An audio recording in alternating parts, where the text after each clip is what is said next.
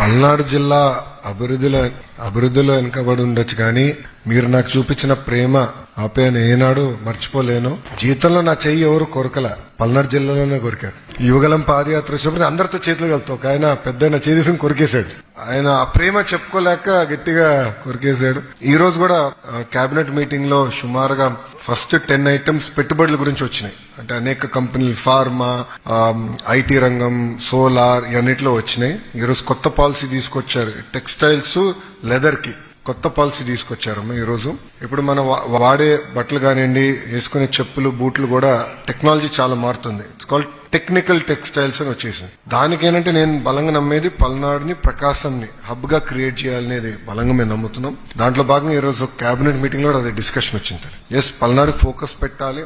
మనకు ప్రత్యేకంగా తాగునీటి సమస్య తీవ్రంగా ఉంది. నాకు ఐడియా ఉంది. అది మనం వెలగొండ ప్రాజెక్ట్ కూడా పూర్తి చేయాల్సిన అవసరం ఉంది. ప్రభుత్వం నాకు కట్టుబడింది. We're very serious about it. పూర్తి చేస్తాం.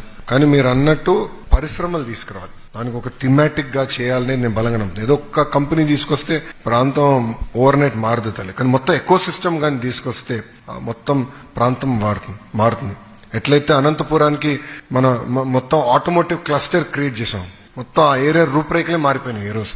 అట్లా దీంట్లో చేద్దాం. టెక్నికల్ టెక్స్టైల్స్, లెదర్ లో చేద్దాం అనేది ఒక లక్ష్యంగా పెట్టుకున్నాం. Will take it up. And yes, మీ వివరాలన్నీ మా దగ్గరనే. Will take up the responsibility. మిమ్మల్ని సపోర్ట్ చేసే బాధ్యత మేము తీసుకుంటాం.